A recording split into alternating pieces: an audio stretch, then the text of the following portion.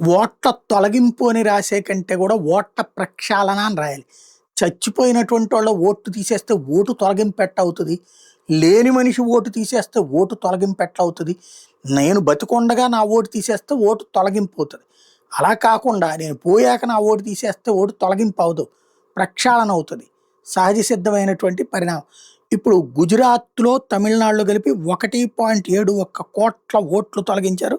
అందులో తమిళనాడుదే 97 లక్షల ఓట్లున్నాయి అన్నటువంటి దాన్ని హైలైట్ చేస్తూ టోటల్‌గా 2 రాష్ట్రాల్లో కలిపి 11.49 కోట్ల మంది ఓటర్లు ఇప్పటిదాకా ఉంటే 9.78 కోట్లు ఇప్పుడు ముసాయిదాలో ఉన్నాయి. దీంతో ఏకంగా 1.71 కోట్ల ఓట్లను ఈసీ తొలగించింది అన్నటువంటిది పత్రికలు రాస్తున్నాయి.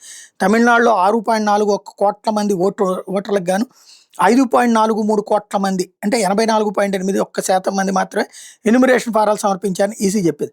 గుజరాత్లో 5.08 కోట్ల మంది ఓటర్లకు గాను 4.34 కోట్ల మంది 85.5% ఆ ఫారాలను సమర్పించారని వెల్లడించింది. తమిళనాడులో 98 లక్షలు, గుజరాత్లో 73.73 లక్షల ఓట్లని ఈసీ తొలగించింది. ఇప్పుడు మళ్ళీ వాళ్ళు అప్లై చేసుకోవాలా?